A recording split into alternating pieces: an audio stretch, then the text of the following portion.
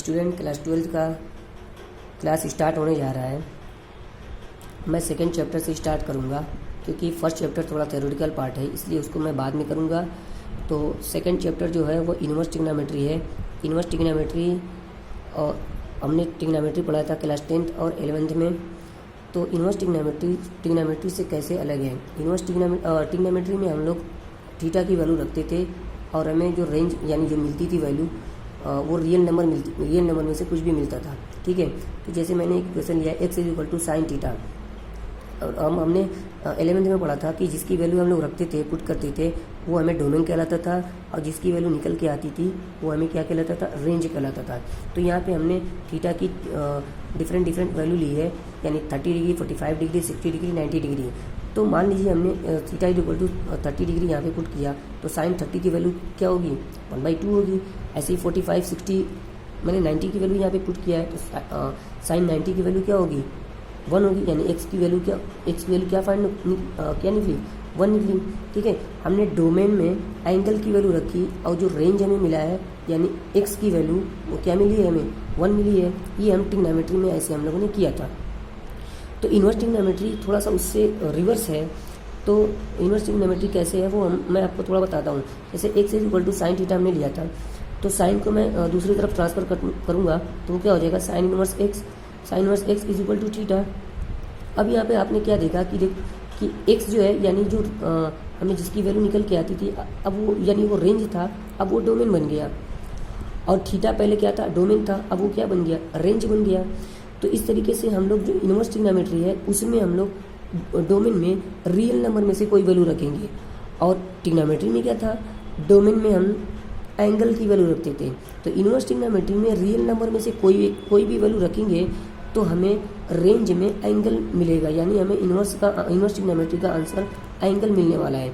ठीक है, तो इस तरीके से मैं अगर x की वैल्यू रियल नंबर में से कोई एक वैल्यू मैंने चूज़ किया है, जैसे 1 चूज़ किया, तो x की वैल्यू 1 रखा, तो साइन के किस एंगल पे वैल्यू 1 होती है? साइन 90 पे 1 होती है। तो साइन इन्वर्स से साइन क्या हो गया? कैंसल आउट इफेक्ट हो गया। तो थीटा = कितना हो गया? 90 डिग्री। कैंसल आउट इफेक्ट का मतलब है कि 5 इन्वर्स मल्टीप्लाई बाई 5 = 1, यानी 5 इन्वर्स को हम 1/5 लिख सकते हैं, मल्टीप्लाई बाई 5 से 5 कैंसिल करेंगे तो कितना होगा? 1 होगा। तो हम यहाँ पे काटेंगे नहीं इसको, बस हमें इस डायरेक्ट लिख देंगे थीटा = 90 डिग्री। तो इस तरीके से ये ट्रिग्नोमेट्री इन्वर्स ट्रिग्नोमेट्री से कैसे अलग है मैंने आपको थोड़ा सा बताया है। अब आपको क्वेश्चन सॉल्व करने में यानी एक्सरसाइज करने में थोड़ा हेल्प करेगा ये एक टेबल, यानी साइन इन्वर्स में डोमेन यानी डोमेन में हमें रियल नंबर की कौन सी वैल्यू रख सकते हैं। यानी close interval -1 to 1। Close interval का मतलब होता है कि -1 भी इंक्लूड होगा, 1 भी इंक्लूड होगा, और इनके बीच की भी आप कोई भी वैल्यू ले सकते हैं। यानी डोमेन हमारा ये हो जाएगा। और जो रेंज होगा यानी जो आंसर मिलेगा, यानी जो एंगल की वैल्यू मिलेगी, यानी -π/2 to π/2, और -π/2 भी मिल सकती है, π/2 भी मिल सकती है, और इसके बीच की वैल्यू भी मिल सकती है, क्योंकि ये क्लोज ब्रैकेट दिया हुआ है। ठीक है, क्लोज ब्रैकेट का मतलब यही होता है। ओपन ब्रैकेट का मतलब ये होता है कि हम वहाँ जैसे यहाँ पे ओपन दिया है ना, यानी 0 और π वैल्यू नहीं मिलेगी, जब भी मिलेगी हमें इनके बीच की वैल्यू ही मिलेगी। ठीक है, यानी अब आपको ये टेबल लर्न करना होगा। टेबल में ये चीज़ नहीं लर्न करनी है, बस ये चीज़ लर्न करनी है कि साइन इन्वर्स का जो रेंज होगा वो क्या होगा, कॉस इन्वर्स का जो रेंज होगा वो क्या होगा, कोसेक का रेंज क्या होगा, सेक का रेंज क्या होगा, और tan इन्वर्स का रेंज क्या होगा, कॉट इन्वर्स का रेंज क्या होगा। ठीक है, तो और ये थोड़ा चीज़ मैं समझा रहा हूँ कि कोसेक इन्वर्स x का जो रेंज होगा वो उसका आंसर क्लोज इंटरवल -π/2 से π/2 इनके बीच की वैल्यू या ये वैल्यू मिल सकती है, लेकिन 0 नहीं मिल सकती है। बस 0 को हटा देना है, यानी इनके बीच में कोई भी वैल्यू ले सकते हो। 0 इसके बीच में आता है, लेकिन 0 आएगा तो हम उसको नहीं लेंगे, यानी हम कहेंगे अगर 0 आ गया तो हम कहेंगे कॉस इन्वर्स की इसकी कोई इन्वर्स आंसर है ही नहीं। ठीक है, तो ये था आपका टेबल, आप इस टेबल को लर्न करना। ठीक है, थोड़ी चीज़ और बता रहा हूँ, ये आपकी एक्सरसाइज सॉल्व करने में आपको हेल्प करेगी। जैसे sign inverse -x = -sin inverse x, tan inverse -x = -tan inverse x, cosec inverse -x = -cosec inverse x। इन तीनों में हमें क्या देखा है कि माइनस जो है वो आपका बाहर आ जाता है tan, sin, tan और कोसेक में, और कोसेक इन्वर्स -x में pi minus cos inverse x हो जाता है। ये -x एक्स में बदल जाता है, पाई से पाई में से ये पूरी चीज़ माइनस हो जाती है। Cot inverse minus x is equal to pi minus cot inverse x, sec inverse minus x is equal to pi minus sec inverse x. ठीक है, तो अब हम लोग एक्सरसाइज में से कुछ क्वेश्चन करते हैं। फर्स्ट क्वेश्चन है हमारा इस एक्सरसाइज का, find the principal value of the following.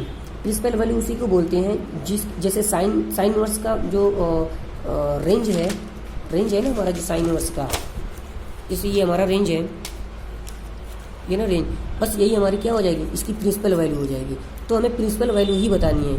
और 11th क्लास में हमने पढ़ा भी था प्रिंसिपल वैल्यू और जनरल सॉल्यूशन, है ना, प्रिंसिपल सॉल्यूशन और जनरल सॉल्यूशन। तो इसकी जो रेंज है उसी के अंदर अगर वैल्यू मिलती है तो उसे हम प्रिंसिपल वैल्यू कहते हैं या प्रिंसिपल सॉल्यूशन कहते हैं। ठीक है, जो उसके रेंज में मिलती है। तो फर्स्ट क्वेश्चन है हमारा, जो भी क्वेश्चन होगा उसको हम लोग y के इक्वल लिख लेंगे। ठीक है, अब यहाँ पे y is equal to sine inverse -1/2 है। तो हम लोग ने अभी देखा था कि साइन अगर -x है तो माइनस बाहर हो जाता है। ठीक है, तो y is equal to minus sine inverse 1/2। अब आप खुद बताओ कि साइन के कितने की साइन किस एंगल पे 1/2 होता है, साइन π/6 पे होता है, यानी 30 डिग्री पे होता है।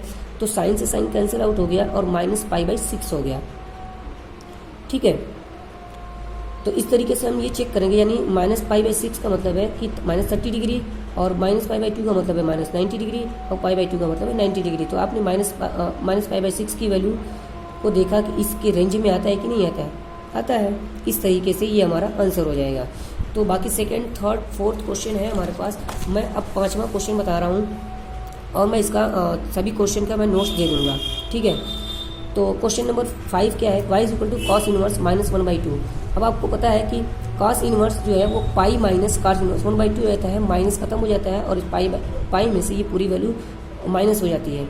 मैंने आपको अभी फार्मूला बताया था। ठीक है, वो फार्मूला आपको 2.1 एक्सरसाइज के बाद आपको मिल जाएगा, लेकिन वो यूज़ यहाँ होता है। ठीक है, तो पाई माइनस कॉस इनवर्स पाई 1/2 कॉस के किस एंगल पे वैल्यू होती है, π/3 यानी 60 पे वैल्यू होती है। तो कॉस इनवर्स से कॉस कैंसिल आउट होता है, pi minus π/3, 3 pi minus pi यानी 3 पाई माइनस पाई। तो इसमें से सॉल्व करेंगे तो 2π/3 आएगा और इसका रेंज चेक कर लेंगे, 0 से पाई होगा। ठीक है, इस तरीके से ये हमारा सॉल्यूशन होता है। बाकी आगे हम क्वेश्चन करेंगे और नोट्स आपको देंगे। ठीक है, थैंक यू।